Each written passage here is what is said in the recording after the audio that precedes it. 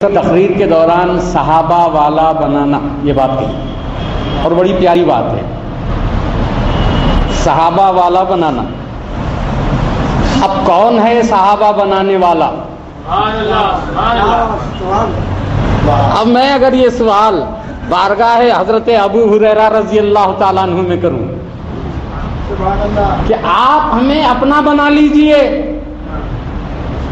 ہمیں اپنے ساتھیوں والا بنا لیجئے، تو حضرت ابو ہریرہ رضی اللہ تعالیٰ عنہ کا ارشاد ہوگا، ہاں بناؤں گا، ذرا میرے ساتھ تو آؤ۔ میں ایک مرتبہ آقائے دو جہاں صلی اللہ علیہ وسلم کی خدمت میں حاضر تھا، سرکار نے ارشاد فرمایا کہ جس نے لا الہ الا اللہ محمد رسول اللہ کہا وہ جنت میں داخل ہوا۔ میں نے آقا سے عرض کیا، یا رسول اللہ کیا یہ ارشاد میرے لیے؟ حکم ہوا کہ نہیں، من خالا، جس نے کہا۔ تو حضور یہ بات میں لوگوں تک پہنچا دوں؟ فرمایا کہ ہاں۔ حضرت ابو ہریرہ رضی اللہ تعالیٰ عنہ نکلے اور کہتے جاتے تھے، لوگوں نوید ہے جس نے لا الہ الا اللہ محمد رسول اللہ کہا وہ جنت میں داخل ہوا۔ لوگوں کی مسرت کا ٹھکانہ نہیں ہوا، ادھر سے حضرت فاروق اعظم سیدنا عمر رضی اللہ تعالیٰ عنہ رونق افروز ہو رہے ہیں، یہ سنا تو حضرت ابو ہریرہ کو روکا،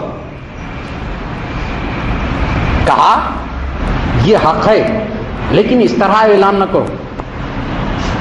حضرت ابو ہریرہ رضی اللہ تعالیٰ عنہ نے عرض کیا، میں تو ضرور کہوں گا۔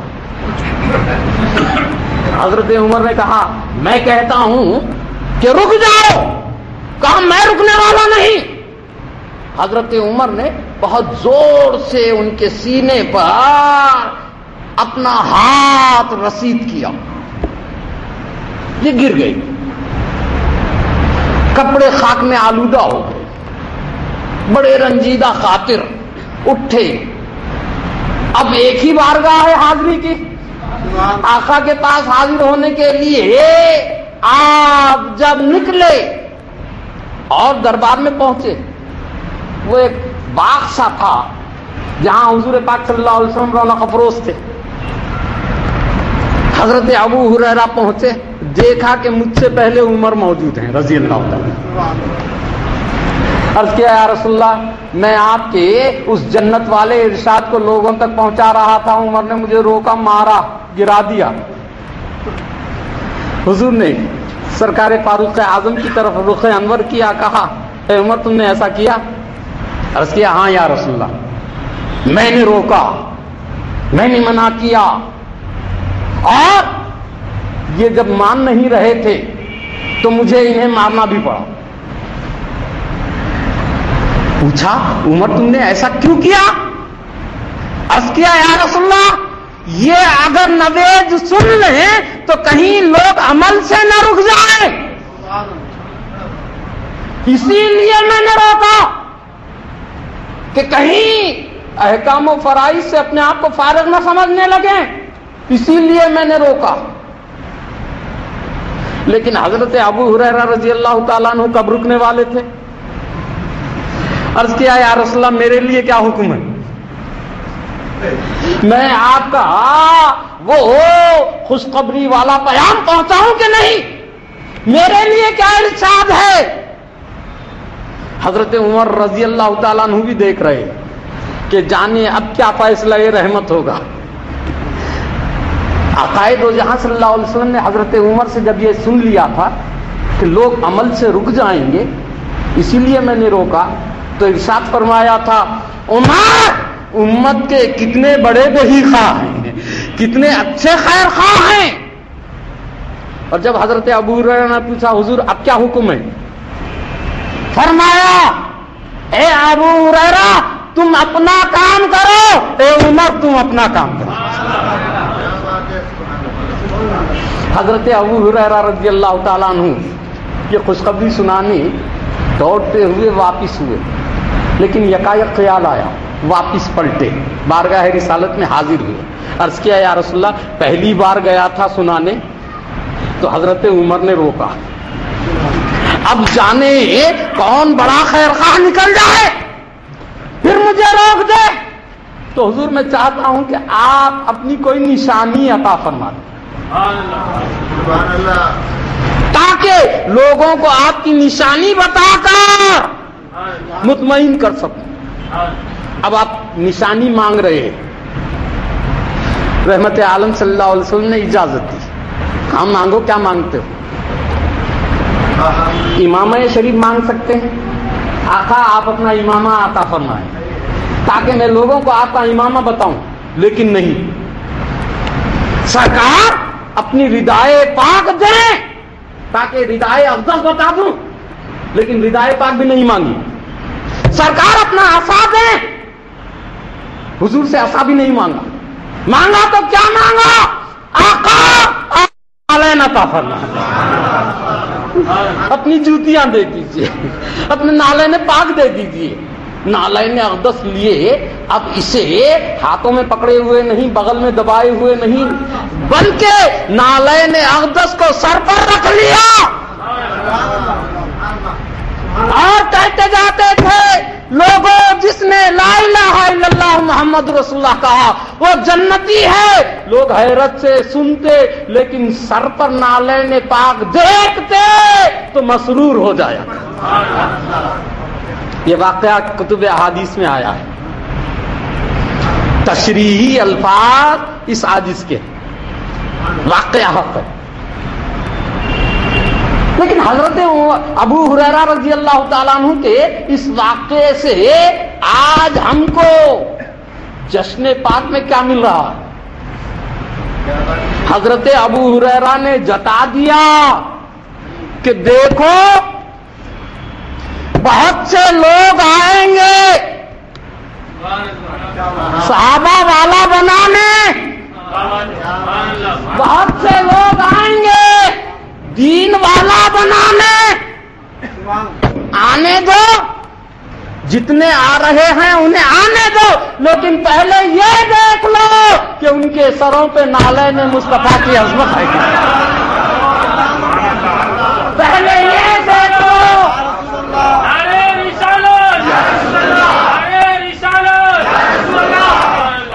پہلے یہ دیکھ لو کہ غلامی کا پتہ ہے کہ نہیں ہے، اگر ان کے گلے میں غلامی مصطفیٰ کا پٹا ہے اور سر پر نالین حبیب کبریا کی عظمت ہے تو سمجھ لو یہ ابو ہریرہ والا ہے، سمجھ لو یہ صحابہ والا ہے، سمجھ لو یہ اہل بیت والا ہے، سمجھ لو کہ یہ آپ کا ہے۔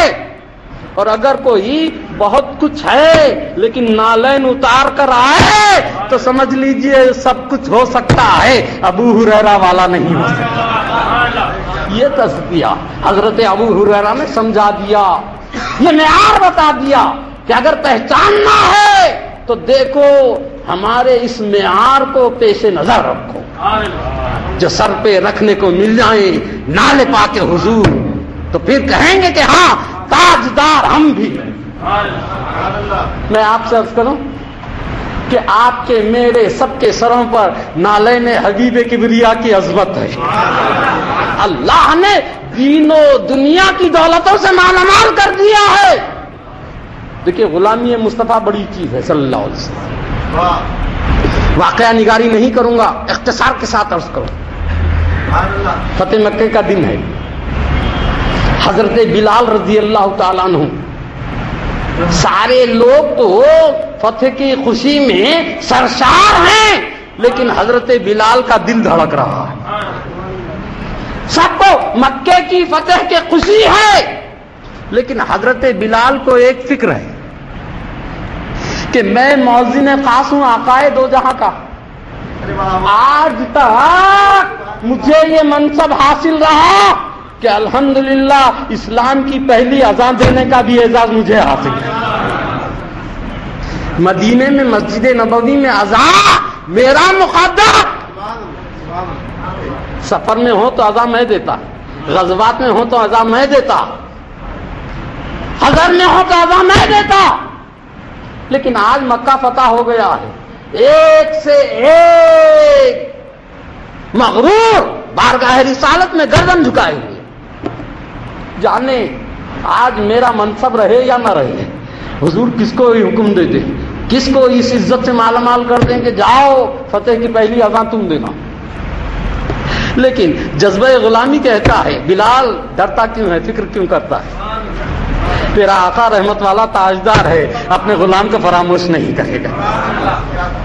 لیکن حالات کہہ رہے ہیں بلال تو حبش کا ایک کالا غلام, تیری کیا حیثیت؟ آج تو بڑے بڑے سردار بارگاہ رسالت میں حاضر ہیں, آج تجھے یہ منصب, آج تجھے یہ عزت بھول جا. مکہ فتح ہو گیا, میرا آقا آج تاجدار ہے. دنیاوی اعتبار سے خالق کونین نے روز ازل تاجداری عطا فرمائی, لیکن آج دنیا نے دیکھ لیا مکہ و مدینہ اللہ کے حبیب کے قبضے میں. تجھے کون پوچھے گا؟ لیکن جذبہ غلامی کہتا ہے کہ نہیں نہیں, میرا آقا مجھے فراموش نہیں کرے گا. اور اذان کا وقت آیا, نگاہ رحمت نے صحن حرم کا جائزہ لینا شروع کیا. آپ اندازہ کر سکتے ہیں کہ اب حکم ہونے والا ہے اذان کے لیے, تو حضرت بلال کی فکر کا کیا عالم ہوگا, دل کے دھڑکنے کی کیا رفتار ہوگی. یکایک نگاہ رحمت ٹک گئی, حضرت بلال پر ارشاد ہوا بلال اذان دو, وقت ہو چکا ہے. حضرت بلال کی خوشی کا کیا عالم ہوگا, ساری جان سے رقصاں ہیں کہ میرے آقا نے مجھے فراموش نہیں کیا. بڑے بڑے روسا, بڑے بڑے مغروروں, بڑے بڑے صاحب جاہو جلال لوگوں کے درمیان اپنے اس کالے حبشی غلام کو فراموش نہیں کیا. بلال اذان دو. حضرت بلال بہت ہی فرط مسرت میں صحن حرم میں ڈھونڈتے پھر رہے ہیں, جگہ کی تلاش میں. جب تاخیر ہوئی تو پوچھا کیا ماجرا ہے, تاخیر کا سبب کیا ہے؟ حضرت بلال نے عرض کیا یا رسول اللہ, فتح مکہ کے بعد کی پہلی اذان ہے, آج چاہتا ہوں کہ ایسے نمایاں جگہ پر اذان دوں تاکہ رہتی دنیا اس اذان کو فراموش نہ کرے. نمایاں مقام کی تلاش میں ہو. عرض کیا یا رسول اللہ کوئی ایسی مناسب جگہ نظر نہیں آ رہی. حکم ہوا, نگاہ رحمت کعبے پہ پڑی, ارشاد فرمایا بلال تو نمایاں اور اونچی جگہ چاہتا ہے تو دیکھتا کیا ہے, کعبے کی چھت پہ چاہ کر اذان دے دے اور دنیا کو معلوم ہو جائے جو میرا غلام ہے اس کا کیا مقام.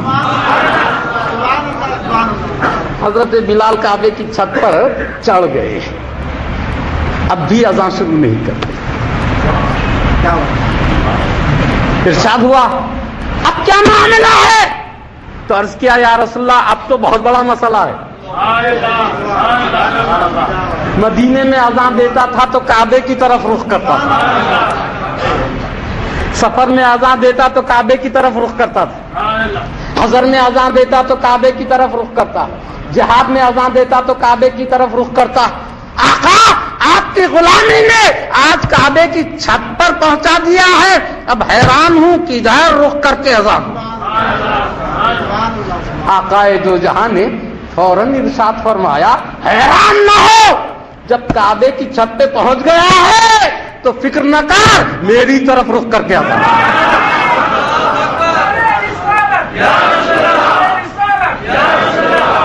گویا رسول اللہ صلی اللہ علیہ وسلم میرے آپ کے آقا نے تربیت فرما دی. کسی نے پوچھا اس میں تربیت کیا ہے؟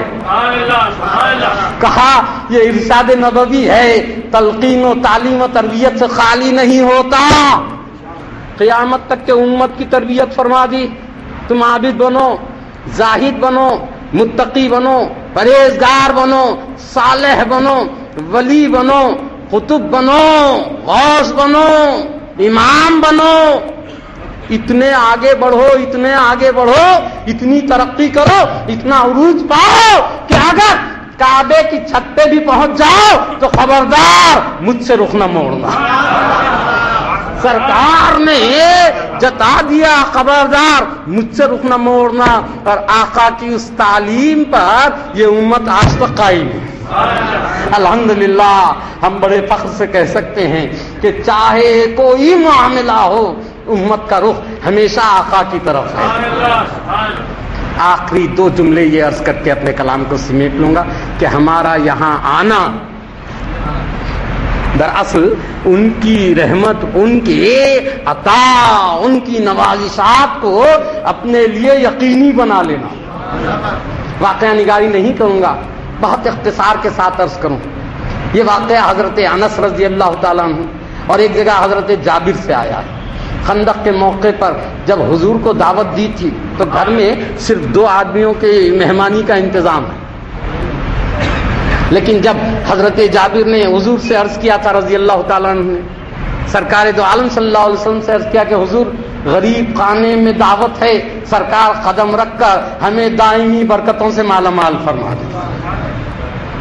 سرکار عالم صلی اللہ علیہ وسلم سے بہت آہستہ کہا تھا، کیونکہ پہلے ہی بیوی سے معاہدہ ہو گیا تھا، صرف سرکار کو بلاؤں گا، کسی اور کو نہیں بلاؤں گا۔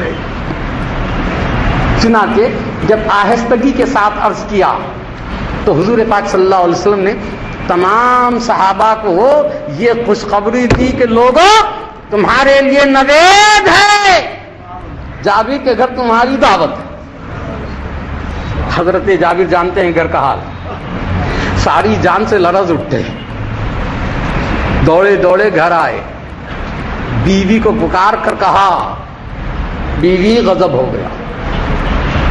وہ اللہ والی نے جو ہی سنا، مجھے معلوم تھا تم کچھ نہ کچھ کرتے آئے۔ کہا کہ میں نے کچھ نہیں کیا، میں نے تو صرف سرکار کو دعوت دی۔ تو پھر پریشانی کی کیا بات ہے؟ ارے سنو تو صحیح، سرکار نے سارے صحابہ کو بلایا، لیکن حضرت جابر کی اہلیہ کے تحمل میں ایک بال برابر فرق نہیں آیا، بڑے اطمینان کے ساتھ سنا۔ کہا تم پریشان نہیں ہوتی؟ تو کہا جابر پریشانی کی کیا بات ہے؟ تم خود ہی کہہ رہے ہو کہ تم نے صرف سرکار کو بلایا اور سرکار نے سارے صحابہ کو بلایا ہے، تو جابر پریشانی کی کیا بات ہے؟ تم اپنے مہمان کا خیال کرو، سرکار اپنے مہمانوں کا خیال کرو۔